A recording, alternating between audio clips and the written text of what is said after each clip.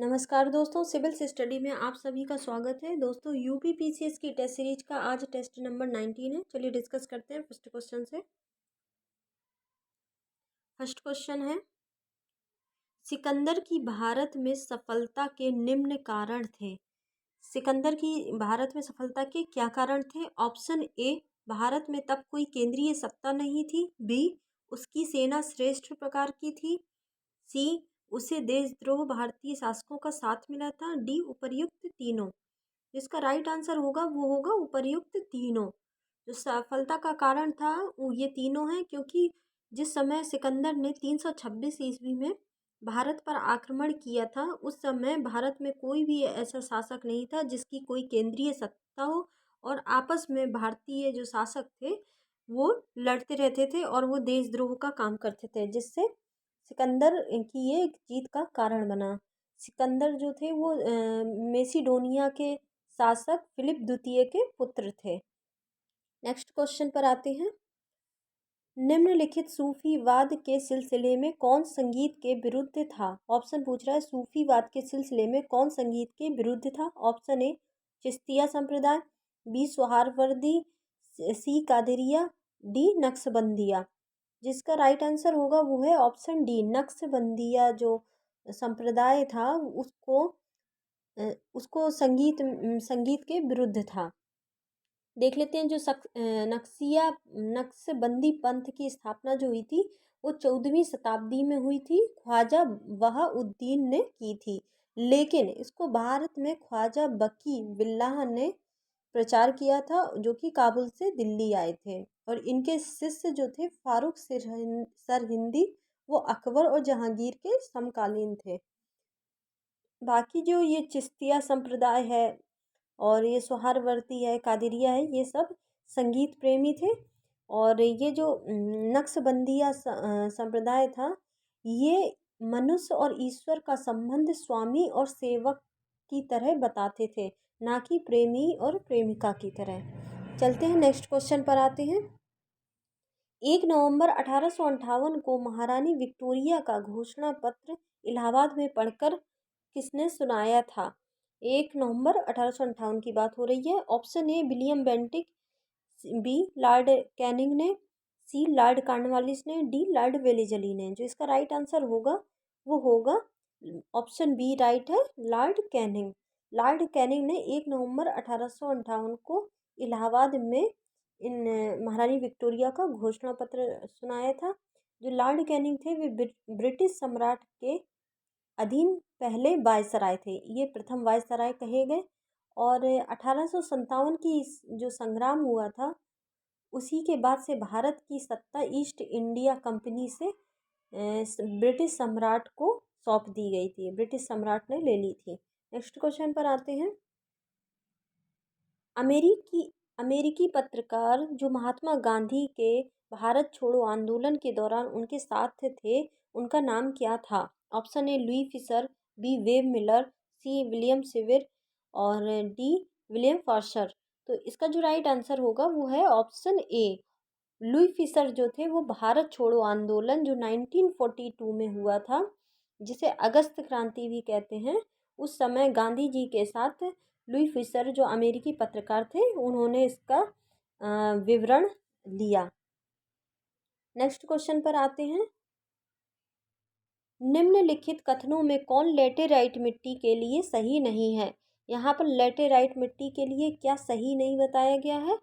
उनकी उर्वरता कम होती है, सही है ये। बी, ये बहुत अवलक्षित मिट्टियाँ हैं। ये आर्द्र आयनवर्ती प्रदेशों की मिट्टियाँ हैं। ये इनमें चूना प्रचुर मात्रा में पाया जाता है। जिसका राइट आंसर होगा वो होगा ऑप्शन डी, इनमें चूना प्रचुर मात्रा में पाया जाता है। ये गलत है, क्योंकि लेटेराइट मिट्टी में Fe2O3 की मात्रा अधिक होती है। और ये जो लेटेराइट मिट्टियाँ होती हैं, ये उच्च तापमान वाले स्थान जहाँ प्रचुर वर्षा और उष्णकटिबंधीय वर्षावन पाए जाते हैं, और यहाँ पर निच्छालन की क्रिया अधिक होती है, जिस कारण लेटेराइट मिट्टी यहाँ पाई जाती है। इनके वास्तविकता में यहाँ पे जो ह्यूमस की मात्रा तो अधिक बनती है, लेकिन पेड़ पौधों और अपघटकों द्वारा ये मात्रा ले ली जाती है, जिससे ह्यूमस की मात्रा कम हो जाती है।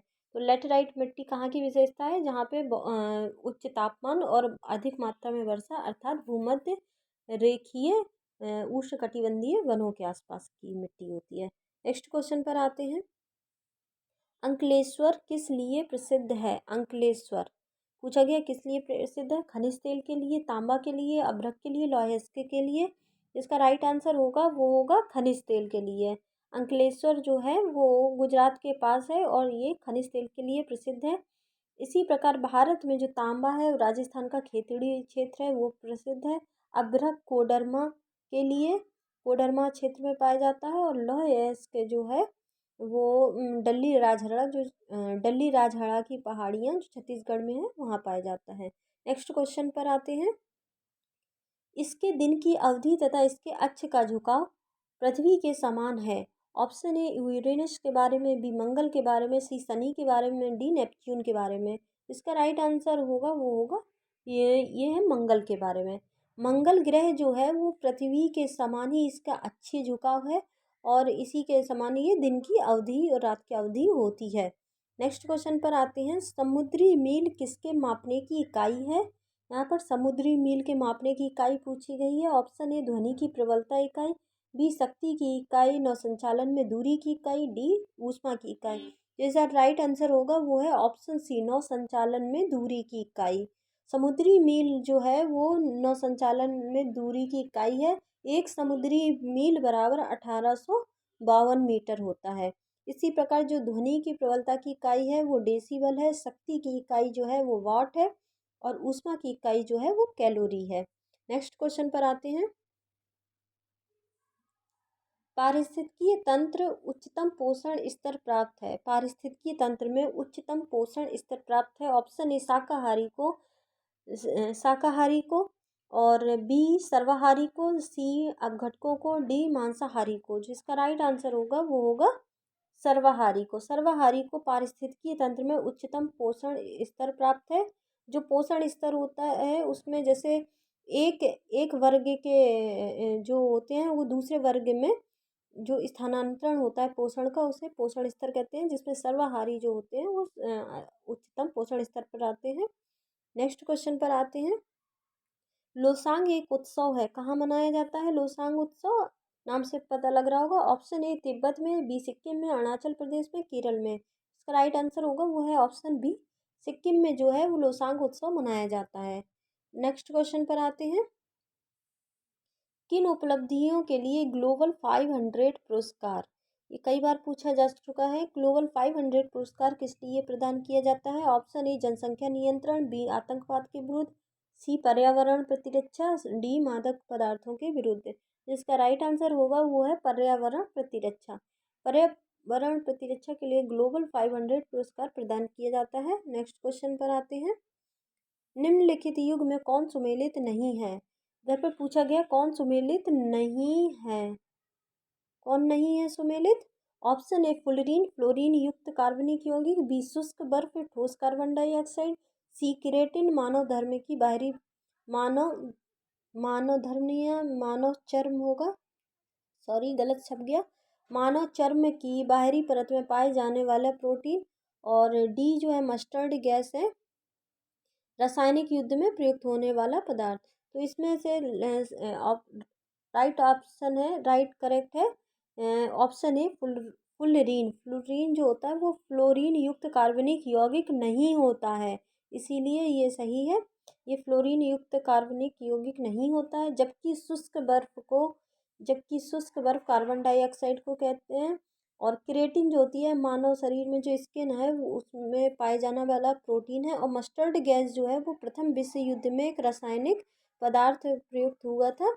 ये प्रथम विश्व युद्ध जो 1940 में हुआ था, रासायनिक युद्ध के रूप में ये एक रासायनिक पदार्थ है। नेक्स्ट क्वेश्चन, यहाँ पर क्वेश्चन की सीरीज जो है यहाँ क्वेश्चन एंड होते हैं। अगर आपको हमारे सीरीज द्वारा दिए गए क्वेश्चन समझ में आते हो तो इसे लाइक कीजिए, शेयर कीजिए और सब्सक्राइब कीजिए। Thank you.